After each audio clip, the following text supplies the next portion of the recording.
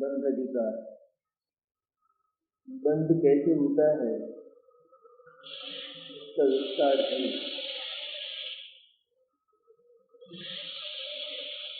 कर्ता कर्म अधिकार में पहले आचार्य ने पारस्परिक कर्तृत्व का निषेध किया था। किसी का एक रूप यहाँ भी प्रस्तुत किया है। जो जीव ये मानता है कि मैं अन्य जीव को सताता हूँ, तो वह बंध भाव में प्रवर्तन करने के कारण बंध वाला है, इससे बंध होता है। यहाँ ये हिंसा का भाव क्यों लिया?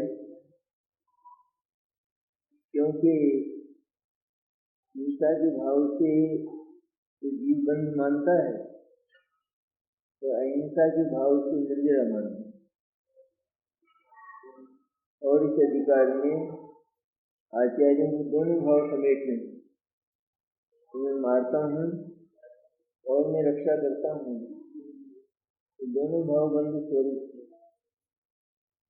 यद्यपि जो बचाने का भाव है उसमें विरक्ति देखी जाती है, उसमें प्रवृत्ति नहीं देखी जाती। जीव को मारने की जहाँ बात होती है वहाँ प्रवृत्ति देखी जाती है, बचाने की जहाँ होती है वहाँ पर निवृत्ति देखी जाती है। इस निवृत्ति में भी वो प्रवृत्त है, उसके साथ निवृत्त नहीं, यानी ये उस जीव के साथ जुड़ा है। एक जीव का जीवन दूसरे जीव के आश्रित नहीं है। ऐसा होने पर भी जो अपने आप को किसी को पीड़ित करने वाला, मारने वाला, प्राणों का हनन करने वाला मानता है अथवा उसकी रक्षा करने वाला मानता है, तो वह अपराधी है। अपराधी है, कितना बड़ा अपराधी? सबसे बड़ा अपराधी। जैन धर्म में सबसे बड़े अपराधी का नाम मिथ्या दृष्टि है। और ये बचाने वाला भी बहुत बड़ा अपराधी है। एक जीव मारने के नाम पर दूसरे जीव के जीवन पर कब्जा करता है, बचाने के नाम पर उसके जीवन पर कब्जा करता है। दोनों अपराधी हैं। जैसे एक तो कोई अनाचारी डाकू हो, वो किसी को लूटता है, और दूसरा उसे बचाना चाहता है। दोनों का अभिप्राय यह है कि चोर जो उसे लूटना चाहता है तो वो भी उसकी संपत्ति चाहता है। यह चोर को बचाना तो चाहता है, ये भी उसकी संपत्ति चाहता है। मैं तुमको बचा तो दूंगा, लेकिन तुम्हारा जितना कुछ है वो सब तुम्हें मुझे देना पड़ेगा। दोनों में भला कौन? ये अपने आप को बचाने वाला मानता है, वो उसको मारने वाला मानता है। दोनों ही परिस्थितियों में वो जो लुटता हुआ आदमी है उसकी सुरक्षा किसके साथ है? किसी के भी साथ सुरक्षित नहीं है। इसलिए कर्तृत्व की जो बात है ना, उसको यहाँ आचार्य ने विशेष रूप से कहा।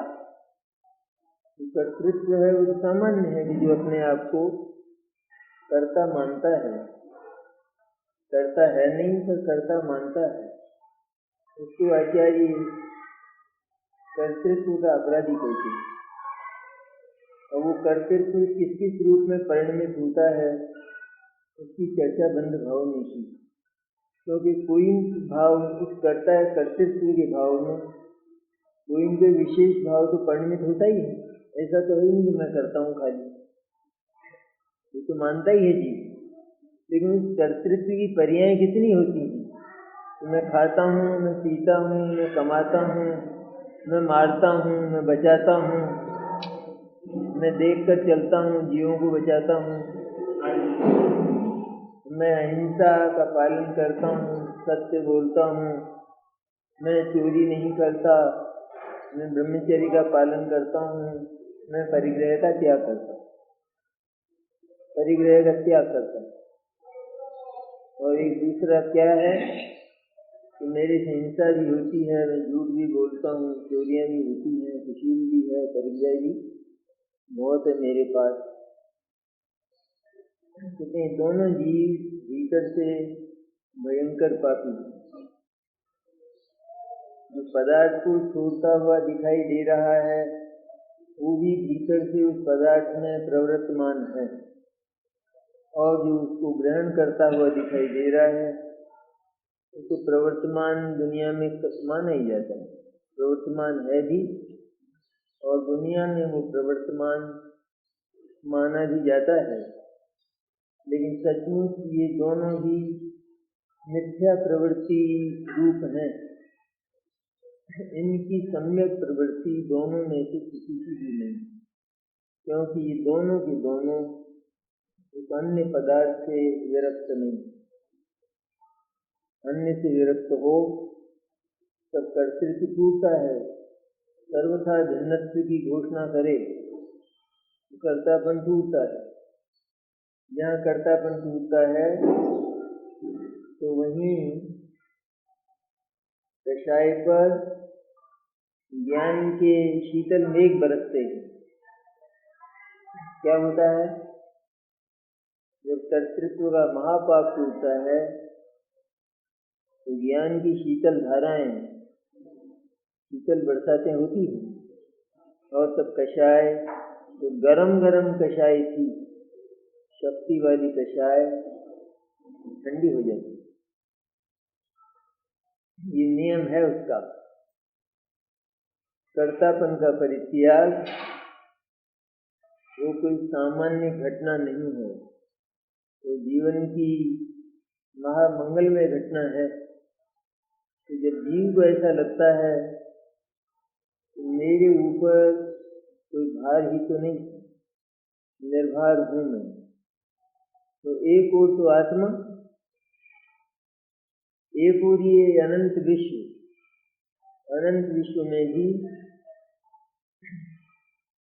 बीता हुआ जमाना, आगे आने वाला जमाना और वर्तमान, ये सारा भार उसके सिर पर रहता है। बीता हुआ जमाना मैंने इतना काम तो हो चुका, ये मैं कर रहा हूँ, और इतना भी और बाकी है। इतना भारी है इसका माथा। जहाँ कर्तृत्व है वहाँ जीव कभी भी निर्भर नहीं है। जहाँ कर्तृत्व का नकली चोला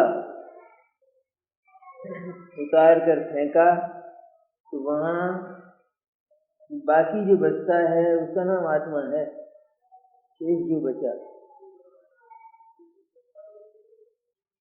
बहुरूपी ने अपना स्वांग उतार कर फेंका, बाकी जो बचा उसका नाम बहुरूपिया नहीं, असली आदमी,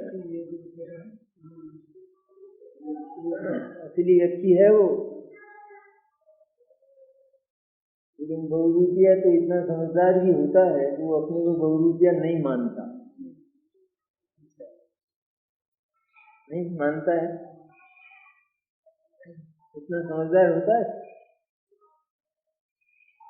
दृष्टि होता है ना बहुरूपिया, दृष्टि बहुरूपिया है नहीं, बहुरूपिया तो है, क्योंकि वो स्वांग तो अनेक धारण करता है, तो अपने आप को मानता है केवल एक रूप। बहुरूपिया केवल यही है। कभी तो किसी अधिकारी का स्वांग बनाकर आता है और कभी भिखारी का स्वांग बनाकर आता है। लेकिन दोनों स्वांग में अपने आप को स्वांग जैसा मानता ही नहीं मानता है, मानता है। भले ही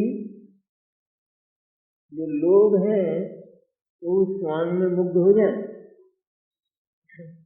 उसमें भ्रम से, लेकिन वो अपने स्वांग में मुग्ध नहीं है स्वयं। वो जान, और उसका बाह्य जो रूप है वो तो ऐसा होता है तो लोग भ्रम में पड़ जाते हैं, लेकिन वो स्वयं भ्रम में नहीं है। उसका ज्ञान बिल्कुल साफ है कि ये केवल आज का स्वांग है, उसके बाद इसको उतार कर फेंक दिया जाएगा। जितने वो स्वांग है क्या उतने समय के लिए वो स्वांग वाला है? हाँ, स्वांग वाला लोक में कहा जाता है, और वह भी अपने आप को स्वांग वाला कहता है लेकिन मानता नहीं। स्वांग के समय भी अपने को स्वांग रहित मानता है। ये निर्भर है, ये एक कदाचित थोड़ी लाचारी है पेट भरने की, पेट भरने की लाचारी से ये सब काम करता है, लेकिन भीतर से कलेजा बिल्कुल साफ है। इसको कहते हैं पर्याय दृष्टि का अभाव। पर्याय के होने पर भी पर्याय की दृष्टि, पर्याय का मोह, पर्याय का व्यामोह, पर्याय में आत्मीयता, पर्याय जितना अपने आप को मानना, ऐसा ज्ञानियों को नहीं होता। यहाँ तो भीतर से समस्या ही पड़ी रहे, गुत्थी पड़ी रहे, समाधान नहीं हो। बाहर से समाधान है, अरे वो भी किया है उसने क्या, ये इतना अधिकार पूर्वक बोलता है हमसे, जिसने पहचान लिया वो कहता है कुछ दम नहीं है, कहते यूं ही है ऊपर ही ऊपर। ये कहता तो है अपने आप को कि मैं वो हूं, ऐसा कहता तो है ये, और दुनिया भी मान लेती है, काफी दुनिया तो मान लेती है कि ये सचमुच आ गया कोई। लेकिन जो समझदार है वो जानता है कि कुछ दम नहीं है इसमें। इसी तरह ज्ञानी भी अपने आप को अनेक वाला कहता है, अनेक वाला, मकान वाला, परिवार वाला, राग वाला, देश वाला कहता है ना, 12 व्रत वाला, महाव्रत वाला नहीं कहता, कहता है। लेकिन वो इनमें से एक भी वाला नहीं है, वो तो ज्ञान वाला है, तो आनंद वाला है सच में। इस तरह जिसने कर्तृत्व का मिथ्यादेश पहचाना और उतार कर फेंका, कर्तृत्व का ऐसा नहीं होता कि पहले जान लिया किसी भी पदार्थ के साथ मेरा कर्तृत्व नहीं है, ऐसा जाना और फिर तो धीरे धीरे समाप्त होता, ऐसा कर्तृत्व नहीं है। देखो विकारों का एक रूप है खास, कर्तृत्व का जो विकार है वो एक साथ जाता है, उसमें अंश नहीं होते। कर्तृत्व के कारण होने वाले पाप और पुण्य के भाव एक क्रम से जाते, वे एक साथ नहीं जाते। ऐसी न्यारी न्यारी बात है, अलग अलग विकार में भी कोई विकार एक ही साथ जाता है और किसी विकार के जाने में क्रम पड़ता है। जो विकार एक साथ जाता है तो मिथ्या दर्शन और मिथ्या ज्ञान कहते हैं।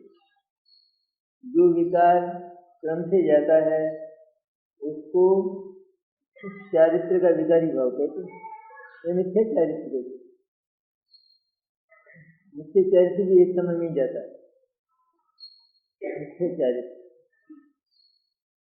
और उसके बाद जो रहती है कमजोरी धीरे धीरे जाती है, उसको अचारित्र भाव कहते हैं। जो मिथ्या चारित्र नहीं कहते, उसको अचारित्र कहते हैं।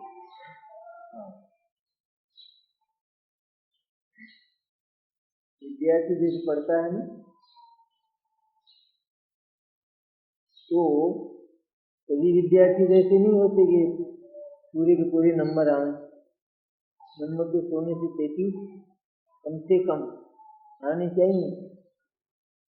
100 में से 33 कम से कम आते हैं, तो इतना तो वो सही करता है, और 67 नंबर जितना वो गलत करता है, गलत नहीं करता। वो जो 67 नंबर उसके नहीं आए, उसको गलती कहते हैं, उसको अपराध नहीं कहते। गलती में और अपराध में फर्क है। वो गलती है, 67 नंबर नहीं आए उसके, उसको सजा नहीं दी जाती, तो उसको कक्षा चढ़ाई जाती। ये तो ठीक हुआ। एक दूसरा विद्यार्थी है कि जो नकल करता है और उसके 100 में से 100 नंबर हैं, लेकिन अंत में पकड़ लिया गया। तो नंबर कितने?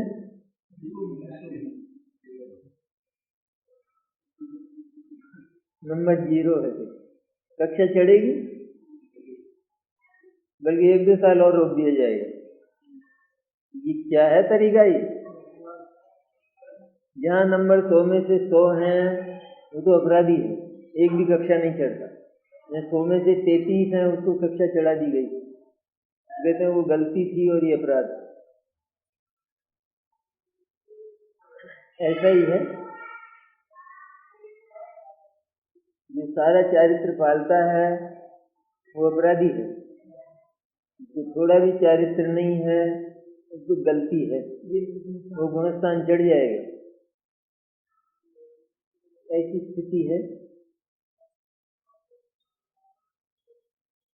तो निश्चय से कर्ता का स्वरूप यह है कि स्वयं स्वाधीनतया जिस भाव रूप परिणित हो, उस भाव का स्वयं कर्ता कहलाता है। इसलिए परमार्थतः कोई किसी का मरण नहीं करता। कर्ता का स्वरूप क्या है कि जीव जो काम करना चाहता है वह काम उससे हो, तब तो हम कर्ता कह सकते। कि करना चाहता है, काम कभी भी नहीं होता, इसलिए ये सचमुच कर्ता नहीं है। सचमुच कर्ता नहीं है, लेकिन जिनवाणी इसी को कर्ता कहती है। ये जिनवाणी का रूप कर्ता नहीं है, मैंने काम बिल्कुल नहीं होता है। जिनवाणी क्या कहती है? ये करता है। तो कैसे करता है ये? इसको अगर कर्ता नहीं कहें हम, तो काम चल जाएगा? तो काम नहीं चल सकता है, क्योंकि हर पदार्थ किसी न किसी पर्याय का कर्ता तो होता ही है। तो फिर ये किसका कर्ता है? ये कर्ता बनने रूप अपनी पर्याय का कर्ता है। ये किसमें व्याप्ता है? कर्ता बनने रूप मिथ्या ज्ञान में व्याप्ता है। लेकिन यह जिस काम को करना चाहता है, किसी को सताना चाहता है, मारना चाहता है, उसकी मृत्यु में नहीं व्याप्ता है। ये जिसको बचाना चाहता है उसके जीवन में नहीं व्याप्ता है। ये इसलिए उसका कर्ता तो ये नहीं है, तो वहां से तो ये अकर्ता है। तो क्या अकर्ता है? तो अकर्ता तो माने जब अकर्ता है, इसलिए अकर्ता नहीं पर करता है। तो किसका करता है? ये कर्ता का करता है, अर्थात कर्ता मानने रूप अपनी पर्याय का करता है। ये स्वाधीनतया उसमें व्याप्ता है। यह किसी जीव को बचाने रूप अपने भाव में स्वतंत्रता से व्याप्ता है, स्वतंत्रता से परिणमन करता है। इसलिए कर्तृत्व के अपराध का करता है, इसलिए इसको कर्ता कहा इसको आचार्य ने। तो एक पदार्थ का दूसरे पदार्थ के प्रति कर्तृत्व देखा जाए तो परमार्थतः कोई किसी का मरण नहीं कर सकता, तो कर्तृत्व नहीं है। इसलिए एक दूसरे के जीवन का अंत नहीं कर सकता है। जो पर से पर का मरण मानता है वो अज्ञानी है। एक से दूसरे जीव का मरण मानता है उसको जिनवाणी अज्ञानी कहती। तो जो मरण मानता है उसके चित्त में तो भाव तो भीतर हमेशा यही रहता है कि मार तो सकता हूँ, मार तो सकता हूँ, है ना। जैसे अहिंसा का परिणाम हुआ, बचाने का परिणाम हुआ।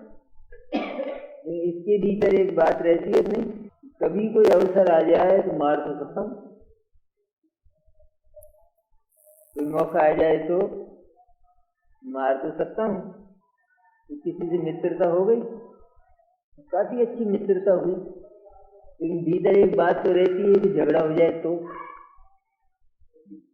रहती है ना इतनी बात। भाई आखिर कोई हम एक माँ के गर्भ से तो पैदा हुए नहीं, मित्र ही तो हैं, और मित्रों में झगड़ा होता भी देखा जाता है। अभी तो बहुत मित्रता है, ऐसी मित्रता है सगे भाइयों में नहीं होता।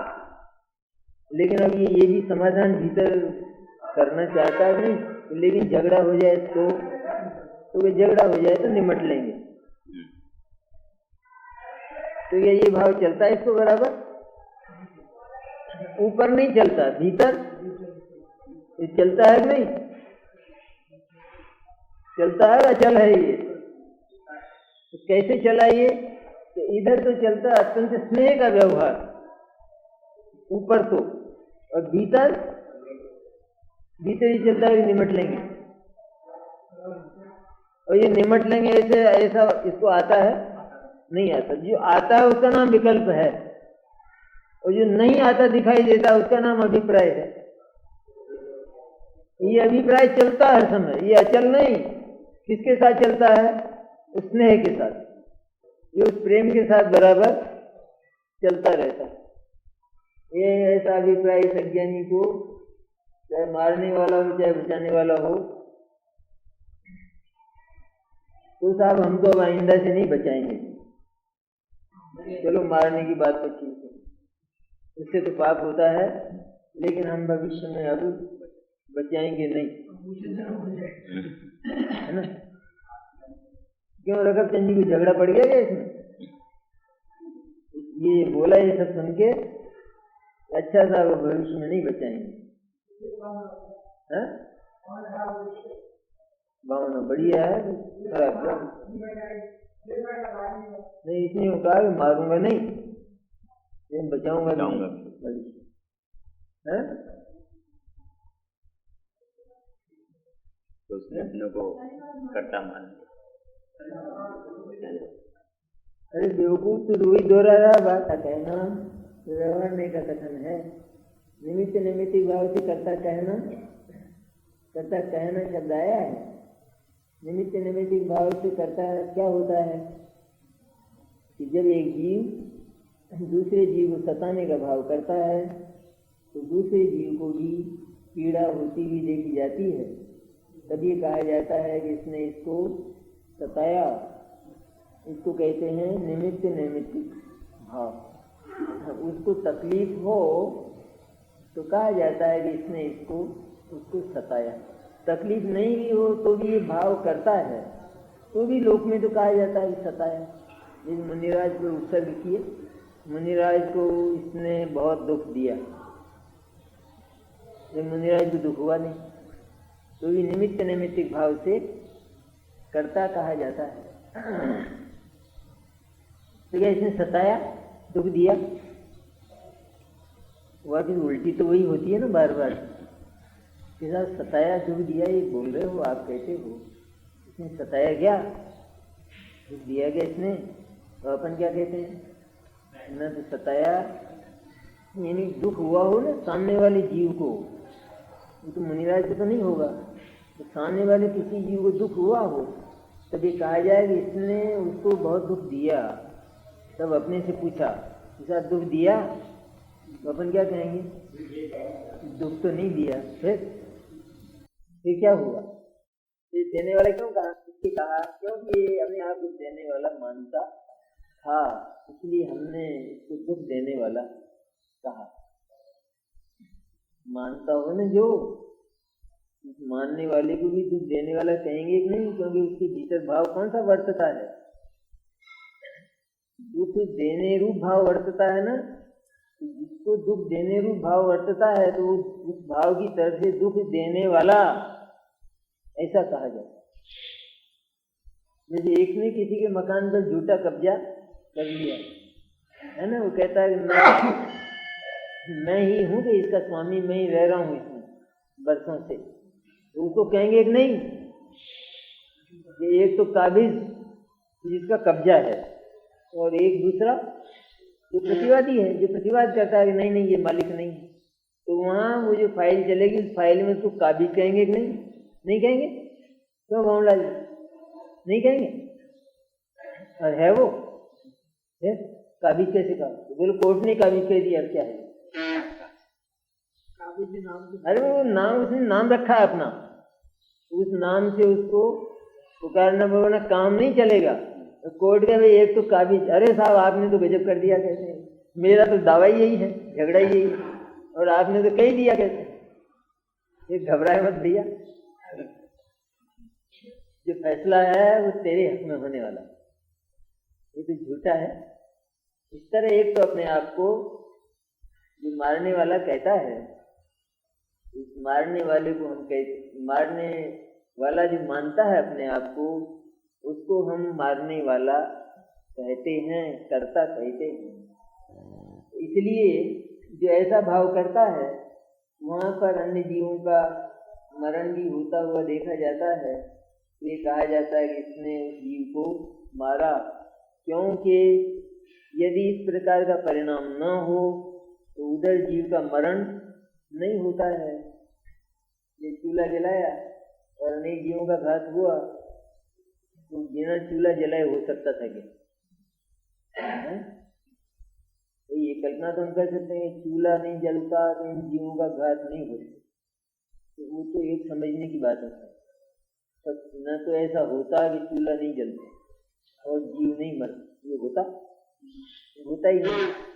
ये जीवों का मरण कैसे हुआ? चूल्हा जला तब हुआ, इसलिए हम चूल्हे जलाने वाली को जीवों को मारने वाला कहते हैं। इसमें हमने क्या दिक्कत? तो जीवों का मरण जो हुआ है निश्चित रूप में उसी परिस्थिति में हुआ है, अन्य परिस्थिति में नहीं हुआ, अन्य परिस्थिति में नहीं हो सकता था, उसी परिस्थिति में हुआ है। तो इस ओर से तो ये निमित्त नैमित्तिक भाव भी एक व्यवस्थित भाव है, अव्यवस्थित नहीं। इधर इस भाव का होना और उधर उस काम का होना, इधर इस कार्य का होना और उधर इस कार्य का होना, ये भी एक व्यवस्थित, अर्थात ये हिलने वाला नहीं। ये जो परिस्थिति है ये हिलने वाली, डिगने वाली नहीं। इस परिस्थिति के होने पर ही ये काम हुआ, इसलिए हम इस परिस्थिति को उसका करने वाला कहते हैं। कि यदि यह ना हो तो वो भी ना हो। ये चूल्हा नहीं जले तो चूल्हा जलने पर जो जीव मरते हैं वो मरता यार, सब्जियों में मच्छर गिरे, ये एक परिस्थिति है नहीं? उन जीवों का मरण तो जिस परिस्थिति में होना है उस परिस्थिति में हुआ, लेकिन हुआ इस तरह, इस परिस्थिति में हुआ नहीं हुआ। इसलिए इस परिस्थिति को जो जीव अपने भाव से पैदा करता है तो उसको उसका कर्ता व्यवहार से कहा जाता है। सच्चाई ये है कि इस व्यवहार में भी घटना परस्पर नहीं घटी है, अर्थात इसके भाव से उस जीव का घात नहीं हुआ है, होता भी नहीं है। इसलिए होना ये चाहिए कि ये जीव अपने भाव को समेटे, व्यर्थ के भाव को ये होना चाहिए। इस व्यर्थ के भाव को दूना दूना करे, ये उसमें से नहीं निकलता, लेकिन इस व्यर्थ के भाव को ये समेटे, क्योंकि इस भाव से ये जो काम करना चाहता है वो काम होता नहीं है। इसलिए इस भाव को बंद करें, क्योंकि इस व्यवसाय में नुकसान ही नुकसान है, इसलिए इस व्यवसाय को बंद करोगे ये चलाओ। फिर इसमें क्या नुकसान है कि जब हम जीवों को सताने का, मारने का भाव बहुत करते हैं और एक भी जीव नहीं मरता, इसमें नुकसान क्या है? क्यों प्रेम हुआ नुकसान? नुकसान है कुछ? भाव करता है इधर एक भी जीव मरता है? नहीं मरता। ये झगड़ा तो नहीं पड़ता है, नहीं मरता है। तो फिर आपको क्या आपत्ति है ये भाव करने?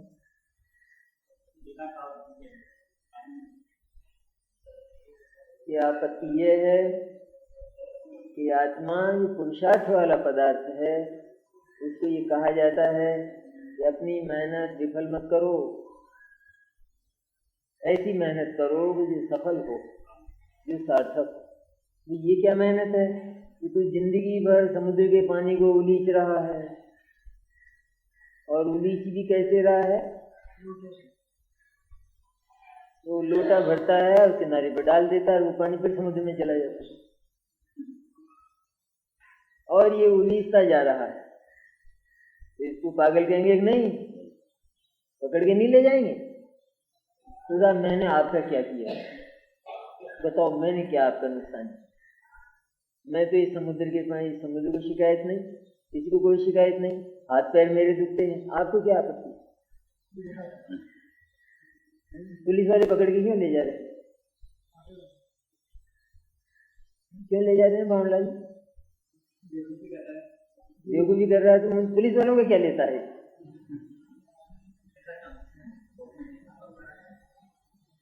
क्योंकि ये आदमी का काम नहीं है, तुम आदमी हो, और ये जो हमारा देश है ये आदमियों का बना हुआ है, और ये आदमी का काम नहीं है।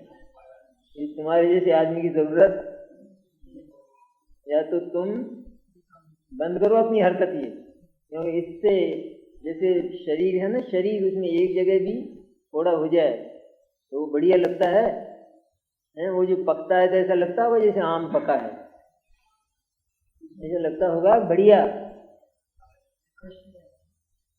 थोड़ा लगता है एक फुंसी हो जाती है ना गाल पे, जब शादी होने वाली हो, फुंसी हो जाए, डॉक्टर के पास जाके कहे साहब ये तो मिटना ही चाहिए, झंझट क्या हो गया इसमें, इसमें क्या हो गया, सारा रूप ही बिगड़ गया मेरा। तो इस तरह एक भी व्यक्ति अगर देश में ऐसा करता है तो वो देश का फोड़ा है, इससे देश कुरूप होता है, बदसूरत होता है, इसलिए उसको पागल खाने में रखा जाता है कि ऐसा आदमी तो पागल ही हो सकता है, दूसरा नहीं हो सकता। इस तरह जो जीव तो मरता नहीं है और मारने ही मारने का व्यवसाय कर रहा है, उसके लिए नर्क निगोज का पागल खाना, चलो चलो कहते हैं। साहब मैंने कुछ बिगाड़ा नहीं किसी का, देखो एक भी जीव नहीं मरा है, आप देख लो ईमान धर्म से, एक भी मरा नहीं है। ये तो निमित्त नैमित्तिक भाव से ही जो होता है, तो वहाँ क्योंकि वो निमित्त नैमित्तिक भाव भी एक वस्तु व्यवस्था है, इसलिए क्योंकि वो काम निमित्त के अभाव में नहीं होता, इसलिए निमित्त की ओर से कर्ता कहने की पद्धति भी है। उसे यथार्थया समझ कर मानना तो सम्यक ज्ञान है।